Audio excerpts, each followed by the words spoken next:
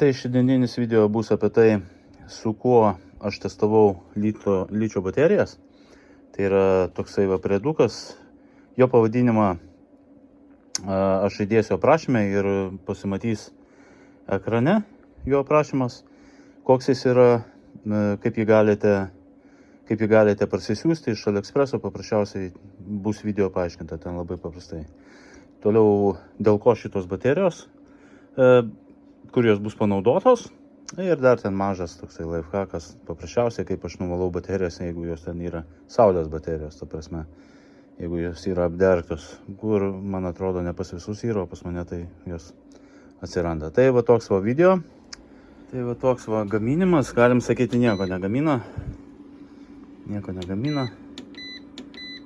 18 vatų, tai galim sakyti nieko.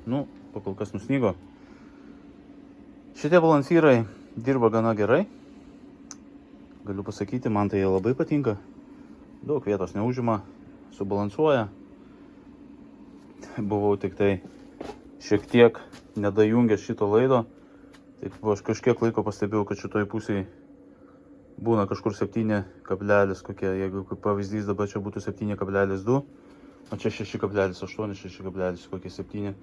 Galvoju, kodėl neįsilyginau, pasirodo, kad šitas laidas buvo blogai sudėtas. Tai dabar visai neblogai. Trumpai, po kol kas projektai, kaip matote, stovi, nieko nedadėjau. Nespėjau paprasčiausiai su pavasariniais darbais, kurie yra, kaip sakant, kaime vadinami. Bet pagelbėsiu kolegai. Esmė yra tokia, kad aš turiu tokį 48 voltų padarytą savo bloką. Čia, kaip matote, yra 365 vatai išmatuota. Aš sakau, tikslinga yra, jeigu perkate baterijas, labai tikslinga yra jas pratestuoti, kiekvieną atskirai. Aišku, tai laiko labai daug užima. Aš testavau gana ilgokai. Čia net jeigu kartais pasižiūrėjus, net yra datos surašytos, kaip aš testavau. Parodysiu, kokį testerį turiu. Aš tai tokį turiu testerį. Jisai, dabar neatsimenu, iki 150 ar iki 300 vatų. Tiksliai neatsimenu. Galima AliExpress'e nusipirkti. Tai aš kiekvieną bateriją pratestuodavau. Čia galima nustatyti įtampas. Iki kokios įtampos ir iki kokią srovę iškraudinėti. Aš nustatydavau, kokį galingumą iškraudinėti ir jis automatiškai pasiema įtampą ir srovę ir ta srovė pilnai ten atitinka. Man atrodo, ar 150 vatų aš iškraudavau bateriją, ar 300, dabar tiksliai neatsimenu. Tai kiekviena baterija būdavo ištestuota ir šito testerio pagalba jisai parodydavo ant pačio galo, kai baigdavosi testas. Kaip pavyzdžiui, jeigu čia pasiimtumėm bateriją, tai būdavo štai šitą. Tai aš užsirašydavau, kokia būdavo įtampa, pakraudavau. Kas yra sudėtinga, tai yra sudėtinga, kad jas reikia pakrauti. Jas reikia pakrauti. Tai yra sudėtingas dalykas. Ten ne tiek, kad sudėtingas yra dalykas, bet, pavyzdžiui, vieną panelę, šitą ne vieną bloką, kad pakrauti, reikia turėti kažkokią tai kroviklį, kuris krautų ten tokias įtampas kaip 7 voltai, 8 voltai. Nustatai, tai aš pakraudavau, nuimdavau įtampą, kaip čia matote, nuėmiau įtampas, po kažkiek tai laiko palaukiau, kiek pastovi baterija, jeigu matau, kad ten įtampos nekrenta, viskas tvarkoj, ir atlikdavau testą. Tai kaip matote, testas yra atliktas, tai jisai trukdavo 3 valandas 29 minutės, su šito testeriu. Tai kiekvieną bateriją, kaip matote, esu ištestavęs. Čia dar yra šiek tiek nepratestuotų. Tai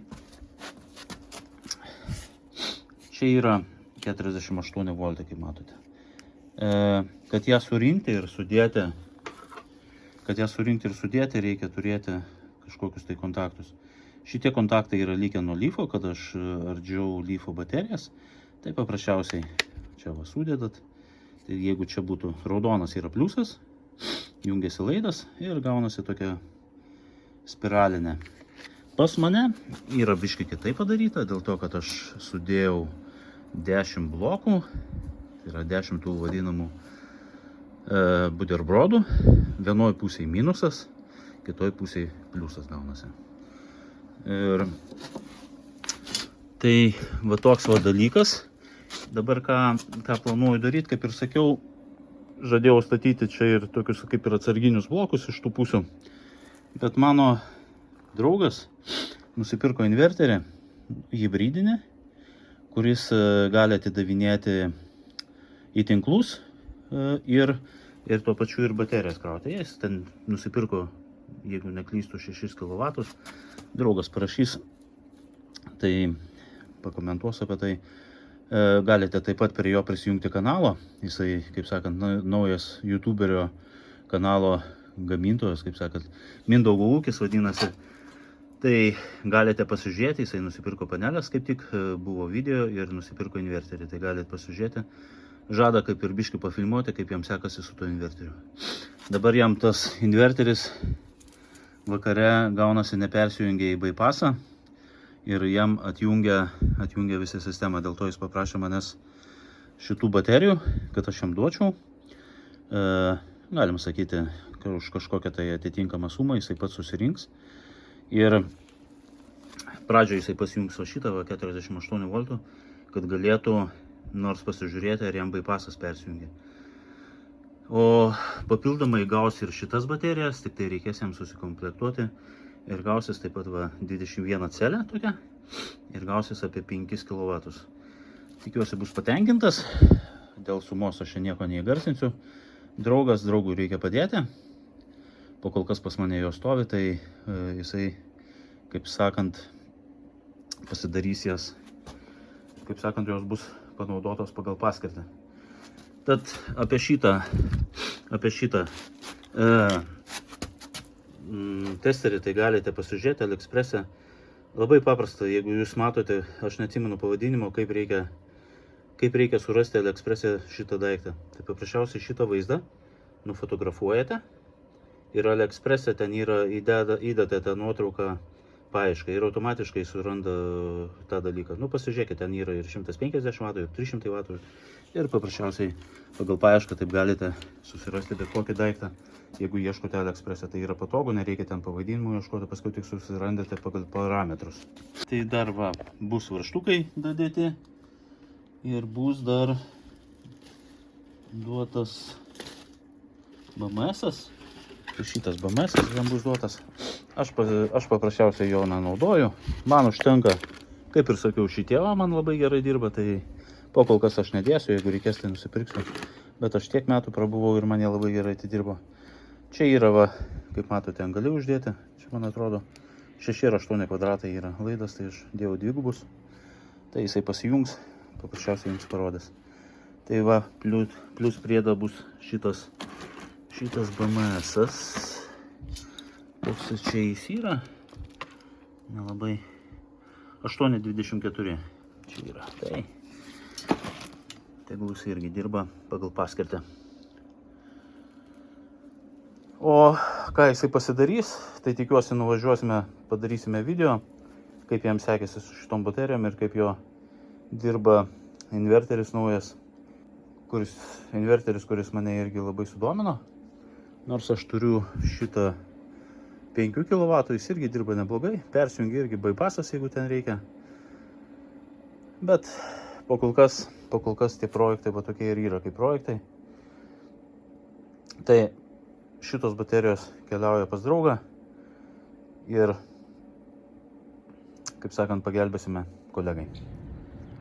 Vat, noriu parodyti panelės, kurios nėra po medžiais.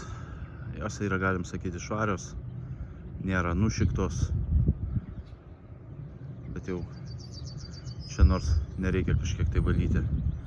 O ten va prie mano tų panelių tuoj prieisim pasižiūrėti. Tai medžiai, kaip matote, labai dideli yra. Ąžuolas labai didelis, liepos, klevai. Tai tenka jas valyti, nors šiąnakt praėjo lietus, pas mumis Šilutės rajone, bet žiūrėjau, panelės vis dėlto liko apderštos paukščių, tai parodysiu, kaip paprasčiausiai nuvalau. At jau pavasaris įsibėgėja, žolė šoktelėjo, jau reikės pradėti apipjaustinėti ir aplink panelės, kad biškį tvarkingiau atrodytų. Tai ledutis nieko nenuplovė, liko visos tokios dergtos. Aišku, gal keli procentai ir krenta to išdirbimo, sudėjus visą plotą, kiek čia yra nušikta, tai iš tikrųjų reikia apvalyti, nes jau beveik savaitę taip stovi. Tai šiandien rytas. Vėjas stiprus pas mumis, galbūt vėjo jėgainės čia gelbėtų labai gerai, bet po kol kas tom dalykų nesidomiu. O panelės reikia nuplauti kartais nuo karto. Aš jas vadinu ne panelės, o panelės mano. Tai paprasčiausia turiu va tokį va šluotą skotą su kempinė tokia ir su nubrauktuvu. Ta kempinė nusibaigė, tai įdėjau kitą, priveržiu. Paprastai. Aišku, svarbiausia yra susitrikinti, biškį palai. Čia sakys kas nors, kad čia nubraižai, nieko tu čia nenubraižai. Šių tiek metų jau jas plaunu karts nuo karto. Nieko neatsitinka. Tai va, toks va darbelis, kelias minutės ir visos panelės užšvarios. O permelinuoja. Bet nuploviau panelės. Tai va, aišku, jeigu nebūtų šitų medžių, gal būtų ir kitaip, bet medžiai turi būti, paukščiai taip pat turi būti. Tai netrukau ilgai, 5 minutės, apsiplovėm, kaip sakant, nuplovėm savo panelės, galės jūs toliau šypsoti saulei ir mums teikti džiaugsmą ir malonumą su elektra. Nu, aš tai praėjo debesiukas, tokios krušos neblogos, visos panelės. Ten vanoja į rytinę pusę. Ten va jau matosi, pareina saulutė.